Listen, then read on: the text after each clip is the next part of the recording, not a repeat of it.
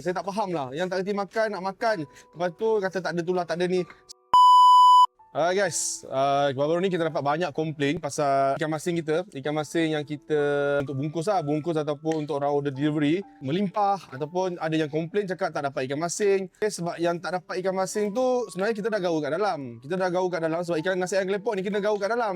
Kalau tak gaul kat dalam rasa dia kurang. Banyak komplain yang tu sebab orang tak kerti nak makan nasi ayam gelepok ni. Saya tak faham lah. Yang tak kerti makan, nak makan. Lepas tu kata tak ada tu lah, tak ada ni. Sebenarnya ada dalam tu, kita dah gaul. So kita dah tukar kepada ni. Lepas tu orang komplain melimpah lah sebab minyak kan. So dah tukar, kita upgrade. So kali ni kita tukar kepada yang ni. Okay. InsyaAllah lepas ni dah tak ada komplain, tak ada ikan masin dah. Okay, kita dah bagi bekas macam ni.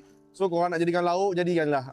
Sepatutnya kena gaul dalam sekali. Tadi sebabkan terlalu banyak orang komplain. Orang tak tahu nak makan nasi ayam gelepok tu. Rasa ikan masin pun orang tak tahu rasa macam mana. So kita bagi asing lah. Tak nak kena komplain lagi. Okay.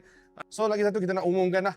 Untuk hari cuti minggu ni. Okay. Minggu ni sepatutnya cuti 2 hari. Okay. 24 hari bulan 8 dengan 25. Tapi disebabkan 25 hari bulan 8 adalah Maulidur Rasul. So kita buka macam biasa untuk korang.